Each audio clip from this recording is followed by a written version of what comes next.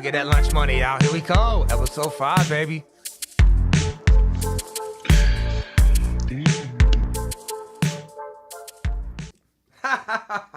What's up, y'all? So, I got good news, bad news. Bad news is Sideshow Mike is under the weather, but he is here just for a few minutes on Skype with us. And the good news, the great news, the incredible news. Guess what I got here? My homie, one of my closest friends on the island, Alex Stone, aka Chef, sommelier expert right here. Look at her. What's up, Alex? How you doing? Hey, how you doing, Junior? I'm doing incredible. Real quick before we get to you, let me get Mike, Sideshow Mike on here real quick so we can say what's up to him. We can talk to him real quick and get up out of here, man. What's up, brother? You feeling a little down in the weather?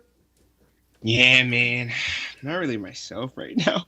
No, but yeah. Unfortunately, I had a little spill the other day, which is all right. It happens, but it has caused me to unfortunately have a mild concussion. So therefore, I have to be laying low, resting. But this is just as we always say, it's a little hiccup. It's all right. It's not going to break me. I'll be back. Don't you worry. Hey, nah, but it's all right. I mean, it sucks that it happened, but like we talked about earlier, it could have been way worse. Could have absolutely split my head open. I could have gotten way more hurt than I am right now. So I am forever grateful that it's only a mild concussion. All right, man. But look, man, let me tell you, man, brother, we miss you, love you, glad we can still do the show, even though you're not here, man. You're here in spirit with me, and we about to knock this thing out, man. We're gonna talk about me and her's gonna talk about wine. We're gonna talk about everything we can sports. Definitely Philly. Hey, I know you're not gonna remember this because you're concussion, but this is the first time, and I think it's like 6 or 7 years the WNBA has had back-to-back championships, and let's give a congratulations to the Las Vegas Aces, y'all. I'm really proud of that, right? That's pretty cool. I mean, I watch all sports, so they were balling. But hey, man, so let me let you get up out of here, Sideshow Mike. We love you. Take care, and I'll see you next week. I love you all. I'll be back. Hey, man, get some rest, brother. Yo, y'all have a good episode, man. I'll be tuning in. You know what I'm saying? Hey, I'll be watching. But I ain't gonna be here, but I'll be watching. I know you do. You're a little stalker. Hey, whoa. Wait, Hey, hey, don't call HR on me, please. I was just joking. I know. Okay. Y'all have a good night. All right, later, brother. All right? Later, everybody. So, Alex, what do you do? You were I met you 3 years ago, but what do you do? Who are you? Why are you on the island? What's up? Talk to me. 3 years ago, when I met you, I had moved here blindly. It was pretty interesting. I work in food and restaurants. I've been doing that. I went to culinary school for college and studied baking and pastry. Ended up working on the hotline and, fueling the fire, and eventually made my way into front of the house and started, just kind of doing every part of the restaurant, getting kind of well-rounded and really digging deep into it, and enjoying the food and the atmosphere and how you feel and, gathering everything, which is really awesome. And so I ended up moving here, just kind of working for seasonal work. I've been doing that for a while, and, landed in 19 Raw. Definitely know that. Prime. Yeah, we were there. And it's cool. I got hired working front of the house, bartending, serving. Early on in the season, one of the line cooks, had a little spill, and... Wait, I didn't have a spill. Oh, I had to go home first. You had to go home. And that trained you on the line. Then someone had a spill, and I had to take over something. You had to... Yep. So the owner knew that I worked in kitchens, and I had brought my knives with me in an apron, and because I always travel with them, and ended up working back in the kitchen. And then, in the mornings I would do that, and then in the evenings I would close the bar, the floor, and kind of just like bounce back and forth. And you know what I mean? You get into the flow of things regardless of if you're in a restaurant, you do more than one thing. So easy. So, okay, so now, I know this, they don't know this about you. You're big into wine. Where are you originally from, first of all? I'm from South Carolina.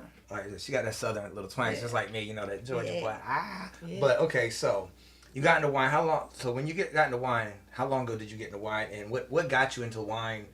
And where do you see this taking you? I started really enjoying wine when I was working more in the fine dining. I started as like a breakfast cook, slinging eggs, and working my way up into dinner services and stuff like that. And so I started just getting more into fine dining restaurants. And this one particular in Charleston, I worked for, and they did wine pairings, you know. Okay.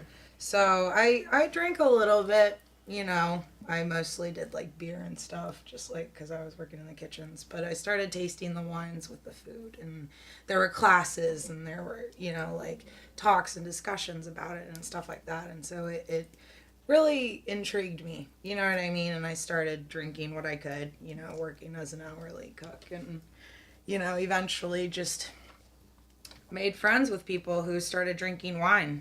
And, you know, I just got introduced into it that way, and I just really enjoyed it. It's such a cool thing, you know. I definitely, a few weeks ago, I actually was blessed to be at a dinner that you did for some customers, some clients from Vintage, the wine shop that you're the manager there, right?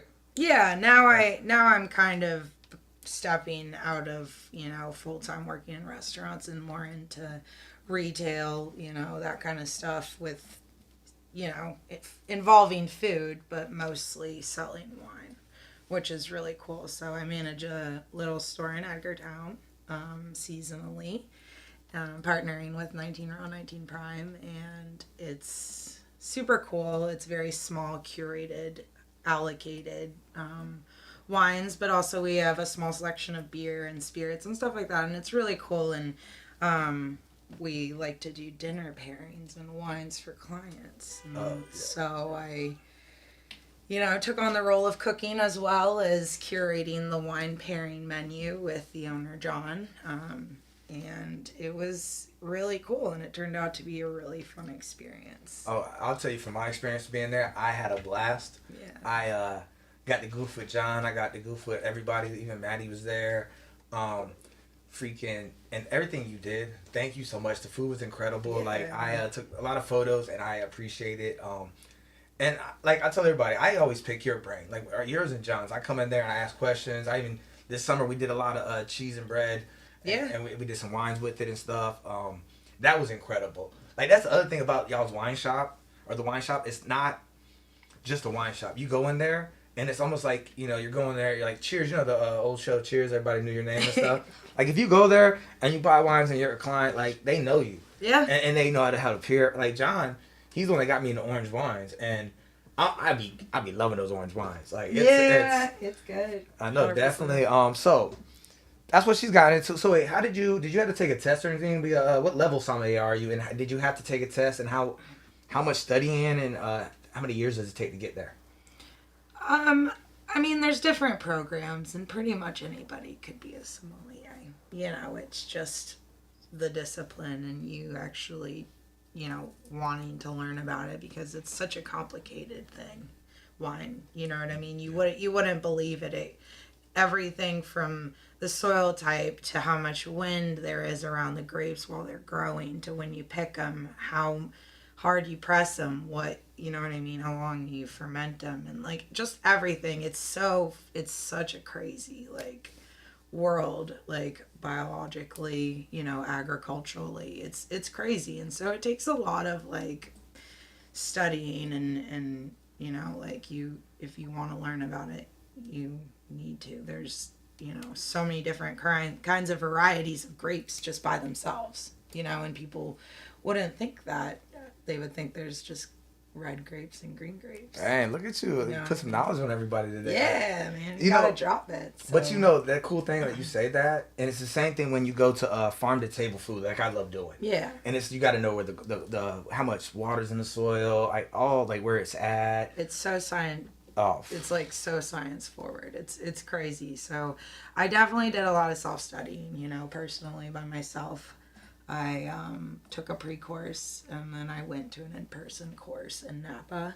Napa Valley. Ooh. Yeah, and then I toured around Napa for 2 weeks and celebrated. I hate you. took my level 2, and I think next fall I'll go for my level 3, but that's a little more complicated because that's when blind tasting comes in. Okay. You know what I mean? So Again. level 2 is a lot of theory. Mm-hmm. You know what I mean? You need to know where these grapes come from, where they originated, you know, what, you know, how red wine is made versus how white wine is made, orange wine, like just things that are, fortified wines. Like it's just, there's so much to learn. Yeah, I go in there and pick y'all's brain, and I just sit back and I'm at like I know food is my thing, Yeah. and the wine, but I'm like, whoa. That's another aspect of it. Like eating food and drinking the wine, it changes everything. Oh yeah.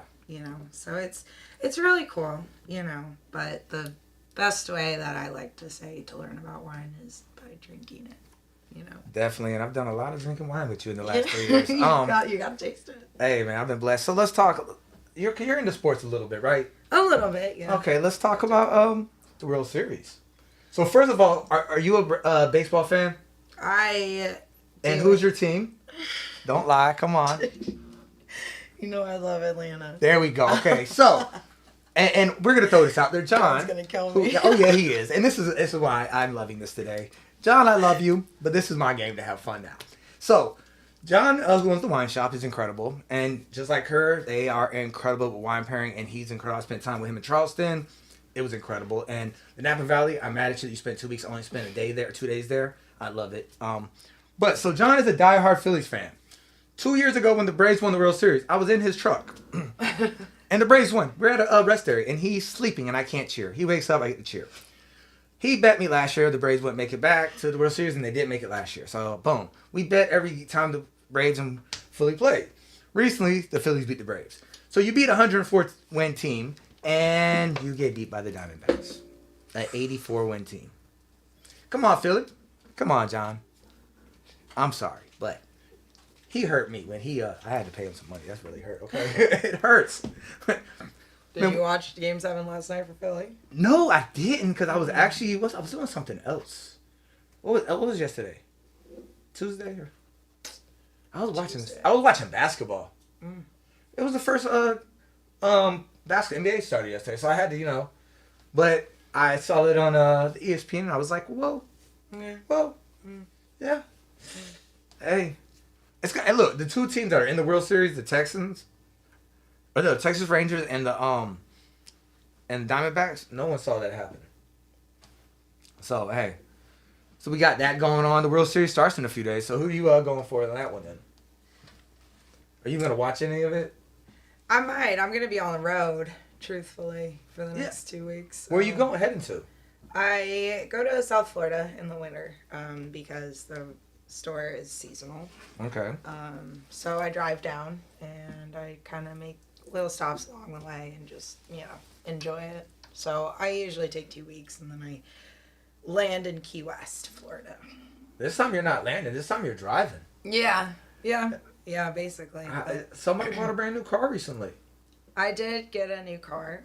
What kind of car do you got? It's a Toyota RAV4. There we go. Look, Sideshow Mike, he's watching. He just got a brand new car like last week too. You know what I'm saying? So both of y'all.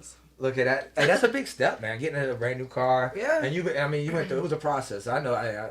Yeah, it was a struggle. I mean, everything's a struggle these days, but I got it. Look at you. You. So let's talk on the island. Everything's closing down, but Halloween's coming up, right?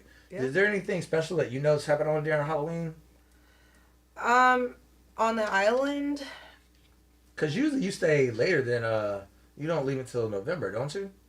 No, I left a little bit earlier last year. Okay. I know the Port Hunter has a pretty big party. I know there's a costume party and there's probably some sort of festival going on. I don't really know what else is going on. I know, you're not. So, what's your winter? What's your whole plan for the winter? You're going to go travel? Are you traveling anywhere other than Key West? Or what's the plan? Yeah, I'm going to go down to Key West for most of the time. I'm going to probably do some tasting in Europe at some point this year, which is nice. Last year I went to California. So every year we try and do like some sort of trips. You know, he goes on a trip and I go somewhere. So he was doing like Montalcino, Tuscany last year, and I was in Napa, you know what I mean? And so I'm going to maybe try and make it to Italy this year. Look at you. That's going to be nice. Yeah, it'll be good. And you got connections with wineries and stuff over there. Yeah, I mean, at the store, we try and make personal connections with, you know, the proprietors, the winemakers, things like that. Even all the way to the clients and even the delivery drivers, you know, who bring the product to us. So it's really nice, and we make connections like that. And so I'm gonna, you know, go Huh? and travel, and maybe I'll make it to Austria Ooh. Yeah, you never know. Look at you. Yeah. Yo, so we gotta learn a lot about you today. But now we're gonna talk about my issues this week, y'all. So first of all, do you know what I've been doing lately?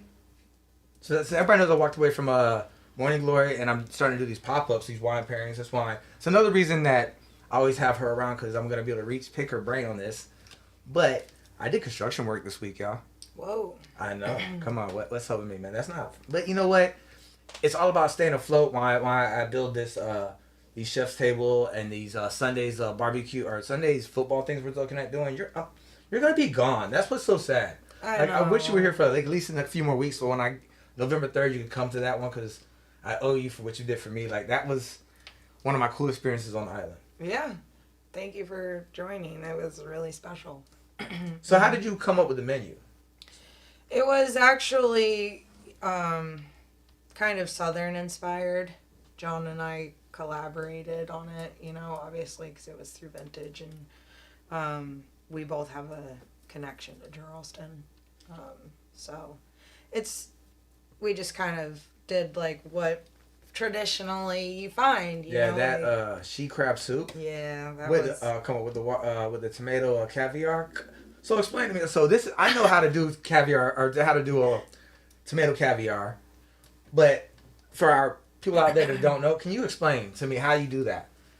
I mean, you can pretty much do it with any sort of fruit or any sort of citric, you know, anything that you can basically extract the juices out of, which is cool. And it's a little bit of, I don't know, I don't want to call it gastronomy, but It's kind of right there with it. It's right. it's there. It's borderline. Like, it's right 'cause underneath. Anybody can do it. You know, you take agar, and you mix it in with the liquid and bring it to a certain temperature, and then you use a neutral oil that you have chilled down to a certain temperature, and you kind of use droplets and just slowly temper it, and then it congeals, and then, you know, it's supposed to be pretty. You can use it on desserts, like you can do like balsamic caviar, anything on ice creams or whatever. And so when I put it in the she crab soup, it kind of like melted, and it gave a little texture and like you know, some richness. Yeah, it was really good. Just so y'all know, agar, what she's talking about, is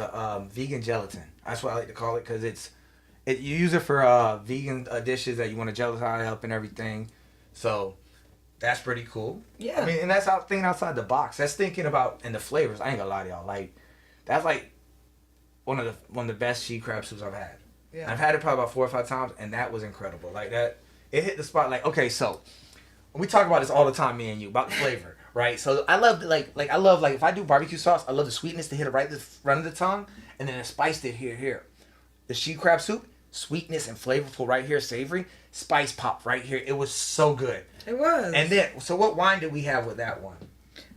We did an Orange wine. Orange wine. Yeah? Yeah, it was an Alsatian orange.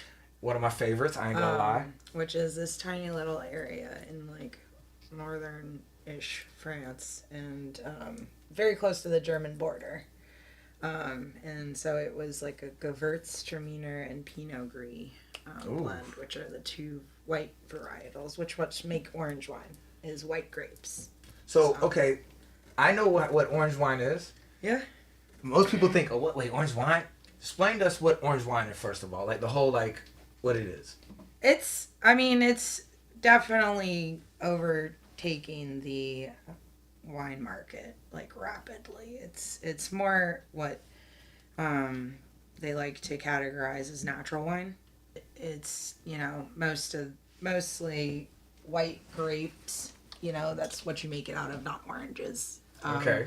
But orange wine, it's called orange because of the color. How do they get the color?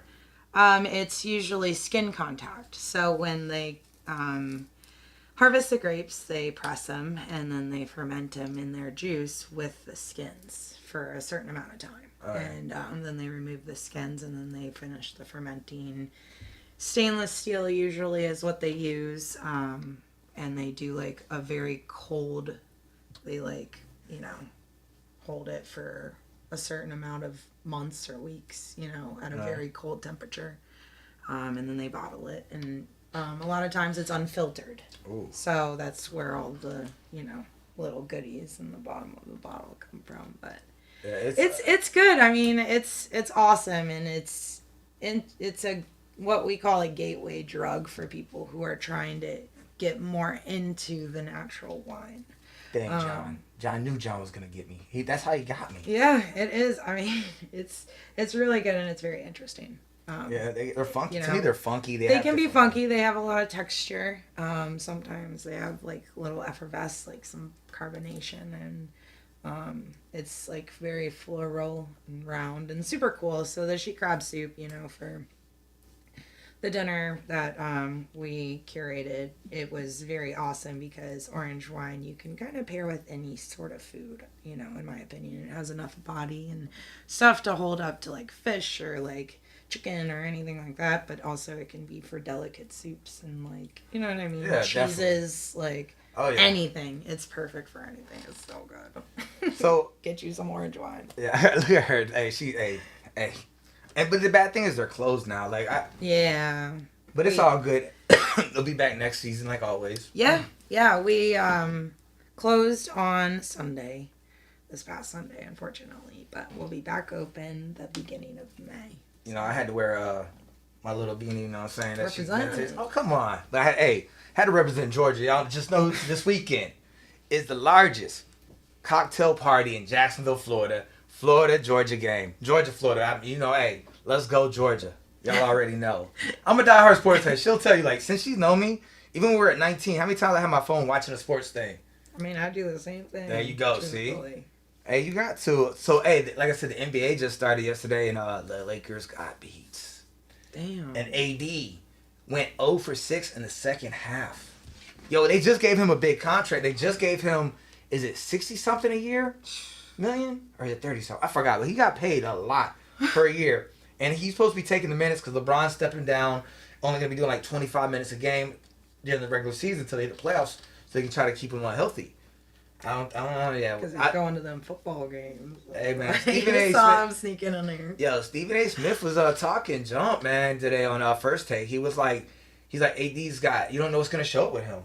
But I'm just excited because we have a lot of new, a lot of trades over the offseason, so I love that and everything. So, but look, y'all, we're making this a short show today. Today was just us getting to know Alex and everything about her. She's freaking incredible. Like, I ain't gonna lie. So if you, what's your Instagram? My handle is iAlexStone with 2 X's. There we go. And on top of that, make sure you go follow Vintage what? Vintage MV Wine and Spirits. There you go. And hey, remember. And Junior Hippie at Show. Oh, come on. Hey, if they're watching the show, they better be following me. And they better be go follow that Lunch Money podcast, y'all. It's tagged on my Instagram, everything. But look, y'all, I want to say, Mikey, Sideshow Mike, get better, bro. We miss you.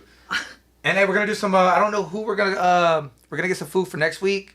And just so y'all know, November 3rd, I've already sold 3 tickets, 3-course meal. And just so you know, this lady right here, I'm going to be having her, she said she would do this for me. Pair, will you? She's going to pair wines for this 3-course. We have a roasted butternut squash soup. It's going to have a candy pecan creme fresh drop on there. Purple carrots, herb oil, and some, I think that's about on that. And then we're doing base scallops, bow tie pasta, chili crisp, and a little heavy cream, a little salt, pepper, and garlic for the entree. It's really gonna be really good. And then, what am I doing? I'm doing a pumpkin panna cotta with cookie crumble, something else, maple syrup drizzle, and something else. And we're gonna pair that with some wine. So I will have that up for y'all soon. I'm probably gonna be on the show tomorrow's this week on Martha's Vineyard talking about that. We got more stuff. It's gonna be at Edgartown Diner in Edgartown, y'all. So please go follow Edgartown Diner if you haven't, so you can keep locked and loaded on that. It's gonna be $125 per ticket, just so you know. And I got a local artist with her paintings that's gonna be up on the thing. So come check us out. Yeah. And hey man, like I always say before I get up out of here, let me get that lunch money. Ha ha ha ha ha. Let's go.